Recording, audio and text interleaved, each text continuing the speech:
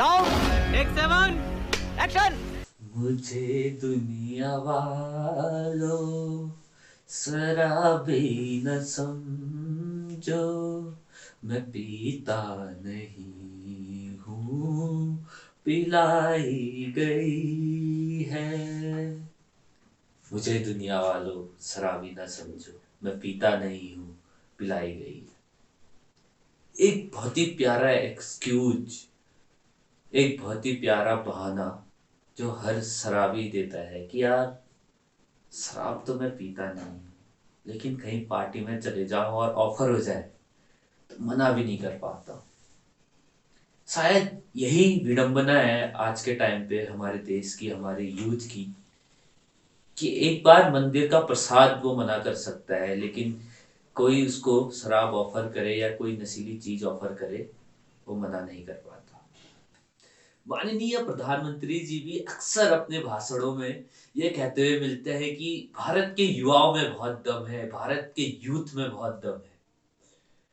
दम तो हमारे यूथ में काफी है, लेकिन थोड़ा सा हमारा यूथ दूसरे दम की तरफ बढ़ रहा है।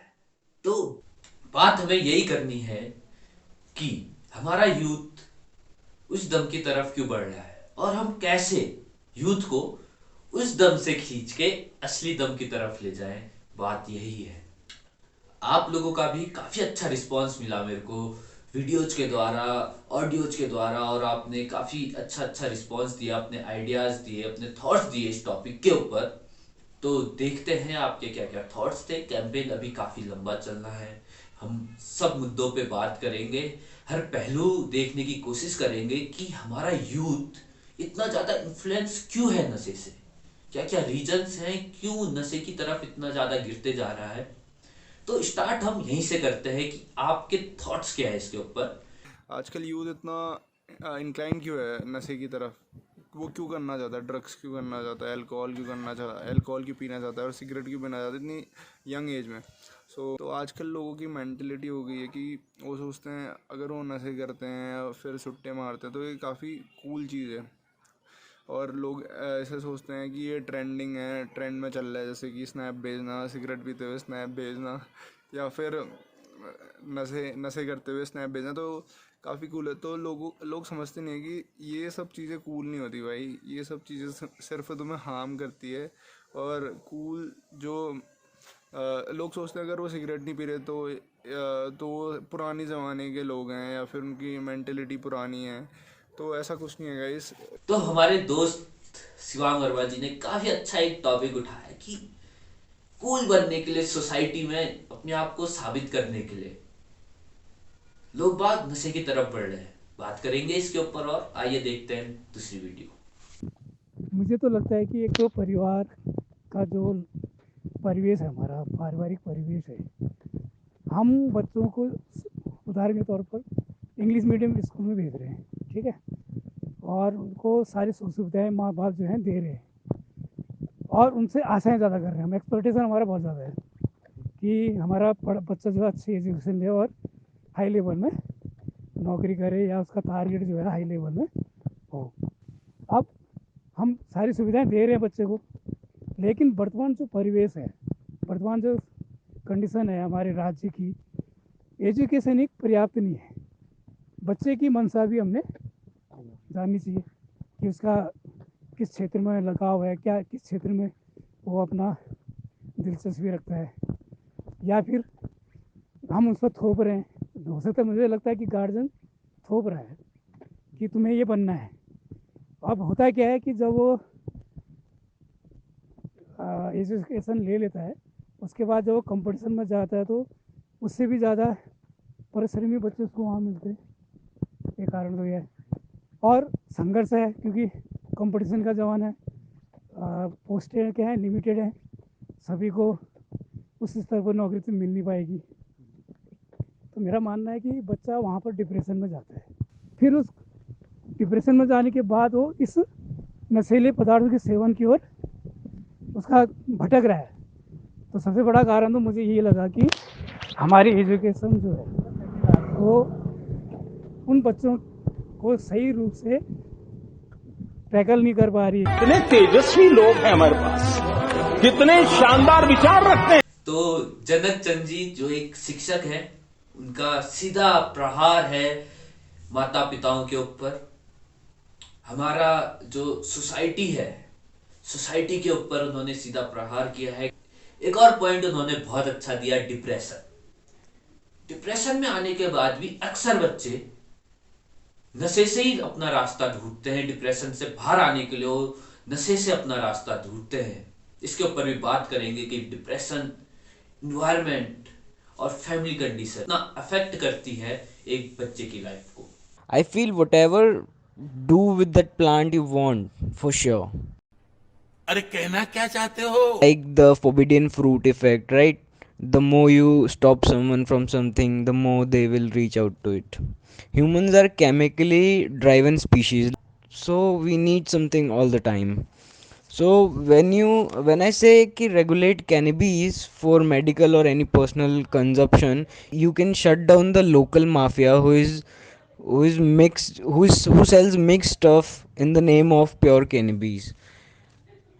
And if cannabis is considered as a gateway drug, it can be same with the tobacco too. You started with the tobacco, you go to alcohol, and then next thing is not any drug, it's death. Okay, no one wants to have discussion. I mean, people don't wanna think, don't wanna talk about. People are scared to talk about that recreational use of cannabis. I say, why are you scared? Like, it's such a beautiful plant, why not to use it? It has so many benefits. अगर हम करें तो करें क्या, बोले तो बोले क्या, कुछ भी कुछ भी। यहाँ पर हमारे दोस्त का कहना है कि जो हमारे नेचुरल ड्रग्स हैं, कैनबिस हो गया, हैश हो गया, इनका अगर हम कंट्रोल्ड यूज करें तो ये काफ़ी अच्छी चीज़ है। और साथ ही में इन्होंने काफ़ी फायदे भी बताए उसके प्लांट्स के। तो ये एक बड़ा अच्छा इंटरेस्टिंग पॉइंट मिला है अभी डिस्कस करने के लिए, इसके ऊपर बात करने के लिए कि कैसे हम इस चीज़ को रेगुलेट कर सकते हैं, कैसे हम कंट्रोल कर सकते हैं, कंट्रोल्ड वे में हम कैसे इसको यूज कर सकते हैं। कई युवाओं की उनकी सोच एक अलग तरह की होने लगी है और वो वेस्टर्नाइज पद्धति को अपनाने की कोशिश कर रहे हैं। जहाँ तक मुझे लगता है कि इन तमाम जो रिश्ते हैं बच्चे के और माता पिता के रिश्ते हैं, कहीं ना कहीं वो कम्युनिकेशन गैप हो रहा है, उससे बच्चे अपनी राह पर भटक रहे हैं। कई युवा जो आज नशे के आदी हो रहे हैं, इन नशे के आदी युवाओं को उनके माता पिताओं द्वारा मॉनिटरिंग न करना, उनको उनकी रास्ते को भटक जाना एक हम कह सकते हैं। कौन है ये लोग, कहां से आते हैं? ये वो लोग बच्चे हैं जो गांव से जिनके माता पिता पढ़ाने के लिए पिथौरागढ़ जैसी सिटी पर भेज रहे हैं। उन जो सिटी पर आने के बाद उन बच्चों को, खासकर जो गांव से आए हुए बच्चे हैं, उन लोगों को सही तरीके से गाइडेंस नहीं मिल पा रही। दूसरी बात, आज क्योंकि युग ऑनलाइन का है, डिजिटलाइजेशन का है, तो इसमें मैं ये कहूँगा कि जो फेसबुक है या ट्विटर है या इंस्टाग्राम है या कोई भी चीज़ इसमें ले सकते हैं, तो इन चीज़ों से लोग अच्छी बातों को अचीव नहीं कर रहे हैं, अच्छी बातों को ग्रहण नहीं कर रहे हैं। उसमें जो नेगेटिव चीज़ है, जो पार्ट अपना एक कहना चाहिए कि जो गलत रास्ते पर ले जाने वाले पार्ट, उसको ज़्यादातर लोग देख रहे हैं, उसकी व्यूअरशिप ज़्यादा हो रही है। आज वेब सीरीज़ ऐसी बनने लग गई हैं जिसमें कि आपको बहुत खुलेआम इन चीज़ों को देखने को मिलती है। तो उससे वो ये सोचते हैं कि मैंने अगर सिगरेट पी लिया तो मैं बहुत बड़ा आदमी बन गया, या मैंने शराब पी ली तो मैं बहुत बड़ा आदमी बन गया, या मैंने स्मैक ले ली तो मैं अलग रास्ते पर। ये बड़ी अच्छी बात कही आप। वाह, दोबारा से एक बार सीधा प्रहार हुआ है फैमिली के ऊपर, पेरेंट्स के ऊपर, कि कैसे पेरेंट्स जब कंट्रोल खो देते हैं अपने बच्चों के ऊपर तो बच्चा कैसे एडिक्टेड हो जाता है या कैसे अफेक्टेड हो जाता है नशे से। जो हमारा यूथ है वो जितना मॉडर्नाइज होने की कोशिश कर रहा है, जितना वेस्टर्न कल्चर को फॉलो करने की कोशिश कर रहा है, उतना ज़्यादा वो ड्रग्स और अल्कोहल की तरफ अग्रसर हो रहा है, उतना ज़्यादा वो ड्रग्स और अल्कोहल से प्रभावित हो रहा है।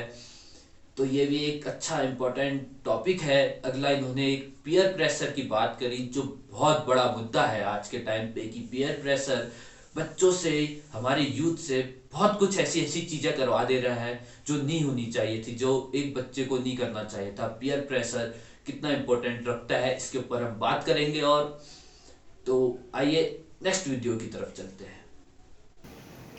तो अब एक चीज़ है नशे के लिए कि उसको हम अपनी सोसाइटी से जड़ से तो ख़त्म नहीं कर सकते, लेकिन हम उसको अपने जो यूथ है उनसे दूर कैसे कर सकते हैं उसके ऊपर हमें सोचना चाहिए। जैसे अगर कोई आदमी इंडिपेंडेंट हो जा रहा है तो उसके बाद ना पेरेंट्स उस पर कंट्रोल कर सकते हैं, ना सोसाइटी उस पर कंट्रोल कर सकती है। वो जो करना चाह रहा है वो खुद करेगा, और इसमें नशा भी इंक्लूड होता है। चाहे वो कर रहा ना कर रहा वो उसकी पर्सनल चॉइस है, लेकिन कर सकता है, इसकी पॉसिबिलिटी है। लेकिन जो हमारे यूथ हैं, जो स्कूल कॉलेज के बच्चे हैं, अगर हम उनको इस चीज़ से दूर नहीं रखेंगे तो आगे जाके हमारी सोसाइटी में बहुत सारी प्रॉब्लम आ सकती हैं। जैसे आजकल भी हम फेस करते हैं विमेन वायलेंस और चाइल्ड अब्यूज़, ऐसी चीज़ें आगे जाके और इंक्रीज हो सकती हैं। मेरे को वहां पर दवाई लेना पड़ेगा। ये सुबह सुबह क्या दारू पी रहे हैं? दारू नहीं रे बाबा, दवाई है। मेरे खोपड़ी में कितना टेंशन है तेरे को मालूम क्या? दवाई है रे। ये अपना भी टेंशन बढ़ा देगा साला। तो यहाँ पर पारस जोशी ने एक बड़ी इंटरेस्टिंग बात कही कि एक लिमिट के बाद नशा करना ओके है, क्योंकि तब जो बच्चा है, जो यूथ है, वो इंडिपेंडेंट हो जा रहा है, वो अपनी जॉब कर रहा है, तो उसके बाद वो इंडिपेंडेंट हो जा रहा है तो वो नशा कर सकता है। उसके ऊपर फैमिली का कंट्रोल नहीं रहता, वो अपने हिसाब से काम करता है। तो ये बात कब कितनी सही है इसके ऊपर भी बात करेंगे कि एक टाइम बाद नशा करना ठीक है। एज लिमिट की हम अक्सर बात करते हैं, हर कंट्री की अलग अलग एज लिमिट है कि कब से अल्कोहल कंजप्शन लीगल है। तो ये बहुत बड़ा एक टॉपिक है, ये भी इसके ऊपर भी बात करनी जरूरी है। तो हम मालूम है तेरे बाप को मत सिखा, चल। So I would like to thank all of you for your valuable feedbacks and responses, क्योंकि आपके रिस्पॉन्सेज और आपके जो फीडबैक मिला उससे मेरे को काफ़ी हेल्प मिली, काफ़ी मदद मिली कि मैं अपने कैंपेन का ब्लूप्रिंट तैयार करने में, कि मैं किन किन टॉपिक्स के ऊपर बात करनी चाहिए, किन किन टॉपिक्स को डिस्कस करना चाहिए। हमारा ये काफ़ी लंबा कैंपेन है, तो आगे चल के हम हर पॉइंट्स में बात करेंगे, लंबी डिस्कशंस करेंगे, और उम्मीद करता हूं कि आप लोगों का वैल्यूएबल फीडबैक ऐसे ही मिलते रहेगा और we will make this campaign a successful campaign. Thank you. अच्छी बात बोली, आपको अच्छी लगी तो ऐसे थोड़ा मार दीजिए हाथ, आप थोड़ा सा मार दीजिए, मार दीजिए, एक बार मार दीजिए। क्यों कष्ट हो रहा है आपको? अगर अच्छी लगी मार दीजिए।